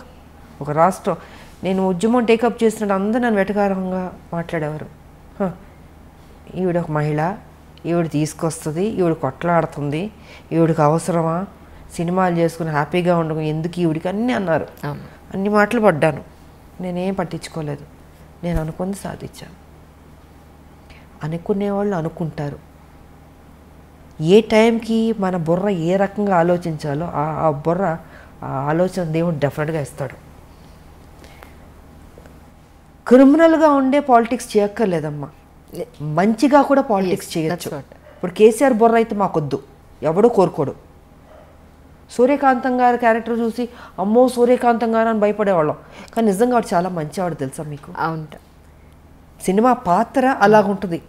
So ఆవిడ పేరు కూడా పెట్టేవారు కాదంటే చాలామంది పుట్టినవాడికి సూర్యకాంత్ భయం అంటే.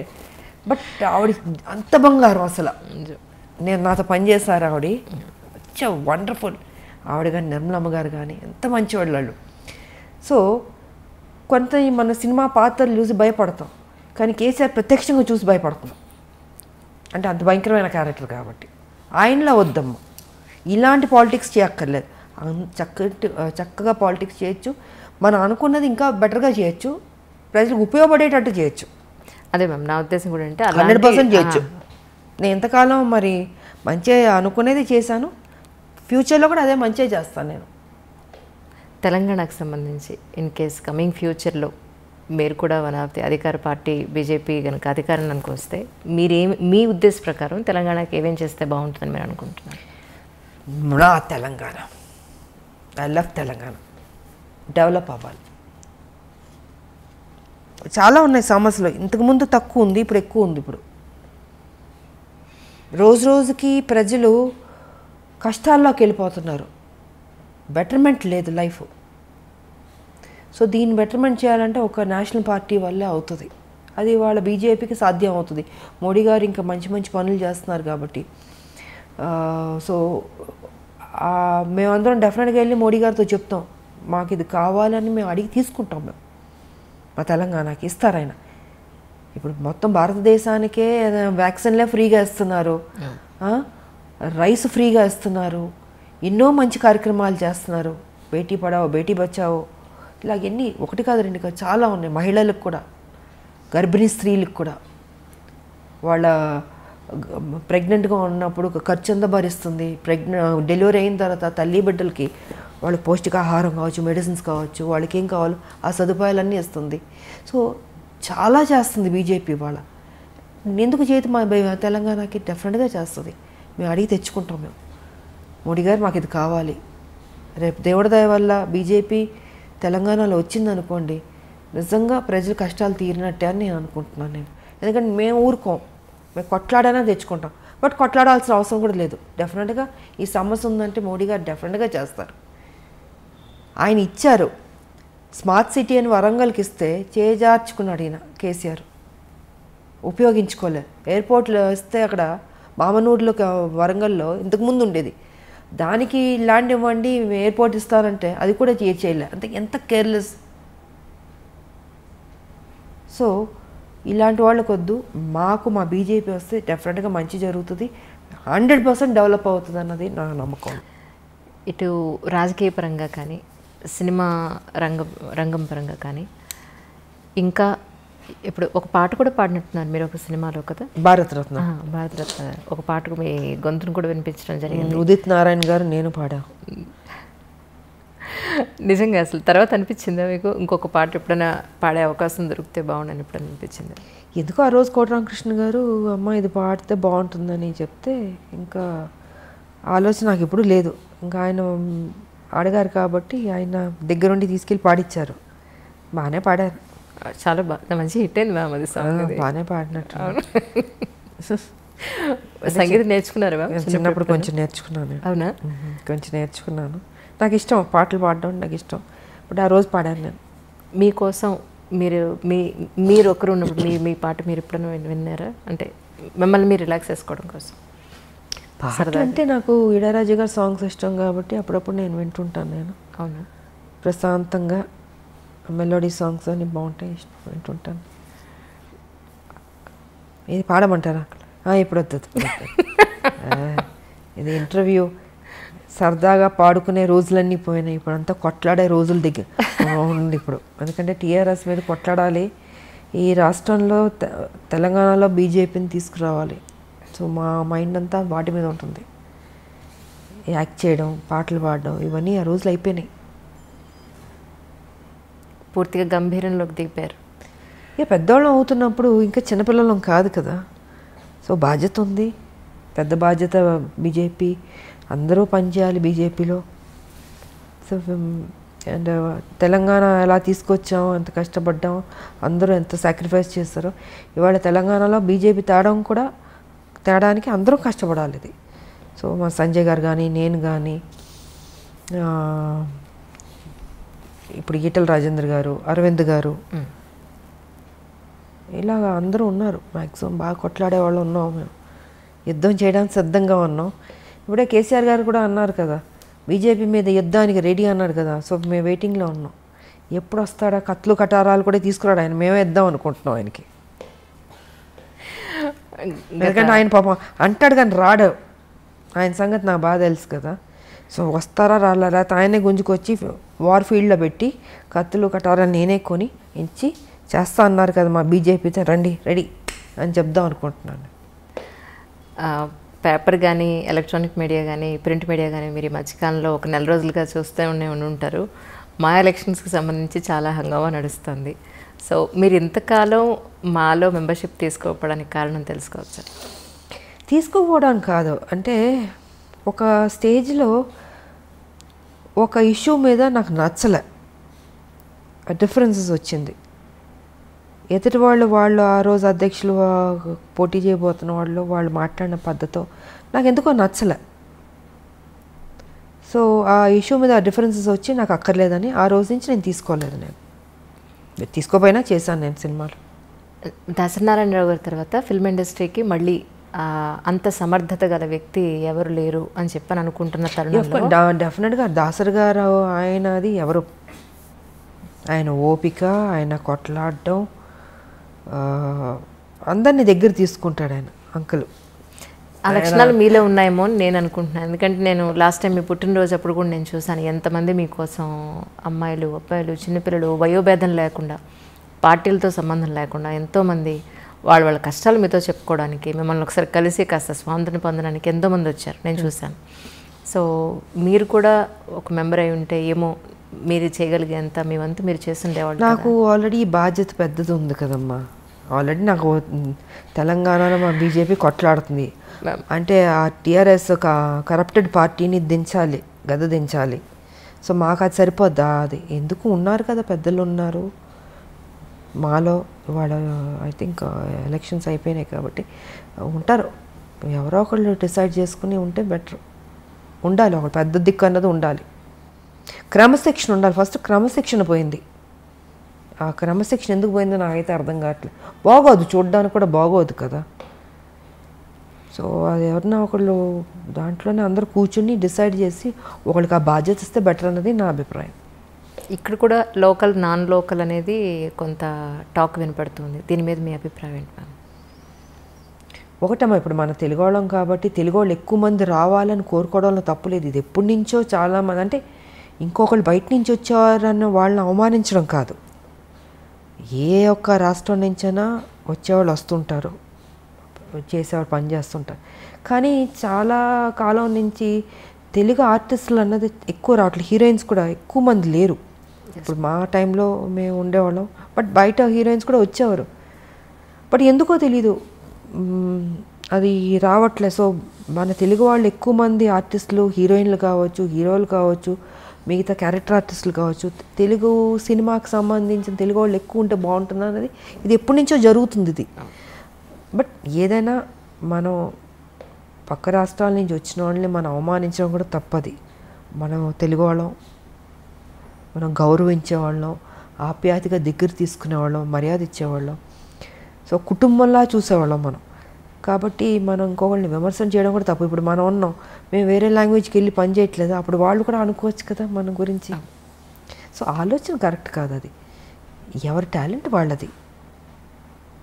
తెలుగు వాళ్ళు ఎక్కువ మంది ఉంటే ఈ ప్రాబ్లం ఉండేది కాదు, లేరు కదా. లేకపోబట్టి పక్క రాష్ట్రాల నుంచి వాళ్ళని వెళ్ళి తీసుకుంటున్నారు.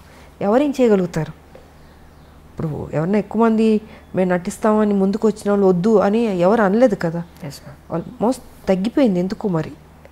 కారణం భయమో లేకపోతే ఇంట్రెస్ట్ లేకపోవడం చాలామందికి, ఏమైనా కారణం కావచ్చు. బట్ మనం ఎవరిని ఇంకొకరిని హర్ట్ చేయొద్దు. మనం ఇట్స్ ఫిల్మ్ ఫీల్డ్ కాబట్టి ఏ ఆర్టిస్ట్లను ఎక్కడన్నా ఏ లాంగ్వేజ్లోగానే వెళ్ళి పని చేసుకోవచ్చు. సో అదే అనుకుంటాను. వేరే ఏదైనా ఉంటే దాని గురించి మాట్లాడితే బెటర్ అనేది నా అభిప్రాయం. కానీ 80s, 90s మనం తీసుకుంటే, ఇప్పుడు మీ సంగతి తీసుకుంటే 10 ఏళ్ళు 15 ఏళ్ళు మీరు హీరోయిన్గా అలా స్టాండర్డ్గా నిలబడిపోయారు. దగ్గర 18 ఏళ్ళు, 28 years 40కి వచ్చేసాను. 40 అయిపోయింది. అలా మాకు అసలు కనిపించట్లేదు. 40 years కానీ ఇప్పుడు చూస్తే హీరోయిన్స్ హార్డ్లీ 4 years 5 years తర్వాత మళ్ళీ అసలు మనకి అంత స్టాండర్డ్స్ ఎక్కడ మనకి కనిపించట్లేదనే చెప్పుకోవాలి. ఇప్పుడు శ్రీదేవి గారు కానీ మీరు కానీ కొంతమంది నేమ్స్ తీసుకుంటే అన్ని సంవత్సరాలు ఆ హీరోయిన్ అనే ఒక కిరీటాన్ని అన్ని సంవత్సరాల పాటు లాక్కుని రాగలిగారు. ఇప్పుడు ఎందుకు అలా జరగట్లేదంటే కారణం ఏమై ఉంటుందంటారు? కాలం మారిపోయింది, మైండ్ సెట్ మారింది. అప్పుడు సినిమాలు చూడగలుగుతున్నాం, అప్పుడు పాటలు బాగానే ఉండేవి. ఇప్పుడు పాటలు ప్యాటర్న్ మారిందంటే ఇప్పుడు జనరేషన్ అవి నచ్చుతుంటాయి, నచ్చచ్చు. సో ఇప్పుడు కథలు బాగానే ఉన్నాయి, ప్యాటర్న్ మారింది. హీరోయిన్లు అంటే 4 సినిమాలు 5 సినిమాలు వరకు చూస్తున్న తర్వాత ఇంకేదైనా వేరే హీరోయిన్ అయితే బాగుంటుంది అన్నది ఆలోచన వచ్చి ఉండొచ్చు. అప్పుడైతే కంటిన్యూస్గా మమ్మల్ని చూసేవారు. అవునండి. పాత్రలు అలా ఉండేది, సినిమాలు అలా హిట్ అయ్యేవి. గొప్ప గొప్ప డైరెక్టర్లు, మంచి బ్యానర్లు, నటిమణులు అందరూ గొప్పవాళ్ళు, ఎవరు తక్కువ కాదు. హీరోలు కావచ్చు, ఇప్పుడు ఎస్వి రంగారావు గారు, ఎంతమంది గొప్ప గొప్ప వాళ్ళు ఉండేవారు ఇండస్ట్రీలో. రామారావు గారు, నాగేశ్వరరావు గారు, సావిత్రి గారు, జమున గారు, శారద గారు, వాణిశ్రీ గారు, అంజలీదేవి గారు, భానుమతి గారు, కన్నాంబ గారు, సూర్యకాంతం గారు, ఎవరిని తక్కువ చేసి మాట్లాడదు. అందరూ గొప్పవాళ్ళు. నువ్వా నేనా పోటీ పడి చేసేవాళ్ళు. సో ఇప్పుడేంటంటే ఆర్టిస్టులు సినిమాలు మారిపోయినాయి, సబ్జెక్టులు అంత హెవీ సబ్జెక్ట్స్ లేదు, లవ్ సబ్జెక్ట్స్ కానీ. సో ఇప్పుడు ట్రెండ్కి కరెక్ట్గా ఉండొచ్చేమో. అండ్ వాళ్ళకి ఓకే ఈ హీరోయిన్ చాలు నెక్స్ట్ అన్న ఫీలింగ్లో ఉన్నారు పబ్లిక్ కూడా. కొంతమంది పర్లే ఒక 6-7 years వరకు లాగుతున్నట్టున్నారు, 10 వరకు కూడా లాగినట్టు ఉన్నారేమో అనిపిస్తుంది ఇప్పుడు కొంతమంది. మరి మేబీ ఫ్యూచర్లో ఇంకా తగ్గిపోవచ్చు, ఇంకా ప్యాటర్న్ మారొచ్చేమో. So we don't know. Sarileru Neekevvaru సినిమాకి దగ్గర మీకు 13 ఏళ్ల తర్వాత మీరు ఆ సినిమా ఒప్పుకున్నారు. దానికి కారణం ఏమిటి? కమింగ్ ఫ్యూచర్లో ఎలాంటి ప్రాజెక్ట్స్ అయితే మీరు ఒప్పుకునే అవకాశం ఉంటుంది? ఆఫ్టర్ 13 years సరే అనిల్ రావుపూడి గారు, మహేష్ బాబు, ఆయన ఒక మంచి కాంబినేషన్, మంచి క్యారెక్టర్, డిగ్నిఫైడ్గా ఉంది, వచ్చింది. బట్ ఎప్పటి నుంచో అడుగుతున్నారు, నేను రిజెక్ట్ చేస్తూ వచ్చాను. అది బాగుండింది కాబట్టి ఆ రోజుకి యాక్సెప్ట్ చేసేసి అప్పుడు టైం దొరికింది చేశాను నేను. అండ్ పెద్ద సక్సెస్ అయింది. ఫ్యూచర్లో అంటారా, నాకు ఒకే ఒకటి ఉంది, ఏదో రొటీన్ సినిమాలు కాకుండా ఒక యాక్షన్ సినిమా చేద్దామని ఉంది నాకు. Such a great opportunity for the producers and all. ఒక్క యాక్షన్ సినిమా మళ్ళీ దన్ ఆడిచ్చేద్దాం అన్న ఫీలింగ్ ఉంది. బట్ కథ, పాత్ర కొత్తగా ఉండాలి. సంథింగ్ అలాంటిది ఏదైనా వస్తే మేబీ ఐ విల్ డూ. ఒకే ఒక యాక్షన్ ఫిలిం, ఓకే, పాత విజయశాంతి యాక్షన్ ఫిలిం లాగా ఒక్క సినిమా అలాంటిది ఉంటే. రొటీన్ అయితే వేస్ట్. నా పెద్ద చేయనని చెప్పేసాను నేను. సరే మళ్ళీ అందరూ చేయండి అంటే చేస్తే యాక్షన్ సినిమా ఒకటి చేద్దాం అన్నదే ఒకటి ఆలోచన ఉంది. కథ రావాలి, కథ దొరకాలి, అలా దొరికిందంటే చేస్తాను. ఒకటి ఇంకొకటి, అది కూడా టైం దొరుకుతుందని నాకు తెలియదు, ఉంది.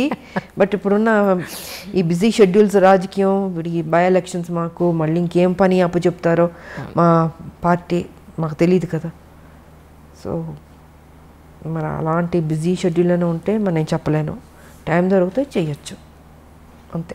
ఈ సందర్భంగా తెలంగాణ ప్రజలందరికీ కూడా మీరేం చెప్పదలుచుకున్నారు? నేను చెప్పదలుచుకుంది ఎప్పుడు ఒకటే చెప్తాను, ప్రజలకు నేను ఎప్పుడు మంచిగా చెప్తాను. ఈసారి మాత్రం బీజేపీని డెఫినెట్గా మీరు గెలిపించుకోండి, బీజేపీని నమ్ముకోండి. ఈ కష్టాలు చాలు. మనం ప్రజలు ఎలా అయిపోయారంటే వాళ్ళ అమాయకులు కాబట్టి టీఆర్ఎస్ ఓటు వేసేస్తారు నమ్మి. ఓటు వేసిన తర్వాత అయ్యో నాకు ఇది రాలేదు, అది రాలేదు, ఇది చేశారు, అది చేశారు, ఇవన్నీ ఎందుకు? మీ కేసీఆర్ ఆయన పార్టీ ఏం మోసం చేసిందో మీకు అందరికీ తెలుసు. సో తెలుసు కాబట్టి ఇంక ఓటు వేయకండి. వేసి బాధపడ్డం ఎందుకు? వేయకుండా తప్పించుకుని బీజేపీని గెలిపించుకుని ఈసారి బీజేపీని అధికారంలో తెచ్చుకోండి. ఇవాళ చూడండి, వర్షం వస్తే మొత్తం ఒక సముద్రంలా ఉంది. హైదరాబాద్ మొత్తం సముద్రంలా ఉంది, బోట్లు వేసుకెళ్ళచ్చు మనం. అదే చెప్తున్నాను, రోడ్లు బాగాలే, డ్రైనేజ్ సిస్టమ్ బాగాలేదు, మొత్తం చెరువులు కబ్జా అయిపోయింది. వాటర్ ఎక్కడికి వెళ్తుంది? మీరు వరంగల్ తీసుకున్నా, ఏ జిల్లా తీసుకున్నా ఇదే పరిస్థితి. ఇంతకుముందు నేను ఎప్పుడు చూడలే హైదరాబాద్ ఇలాగా, ఇంత దారుణమైన పరిస్థితి నేను చూడలే.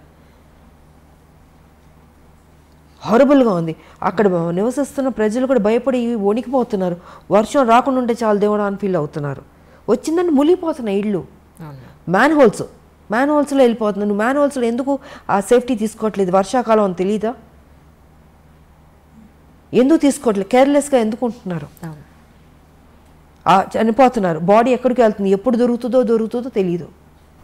సో ఇవన్నీ చాలా ఉన్నాయమ్మా, మాట్లాడాలంటే అది పెద్ద సబ్జెక్ట్.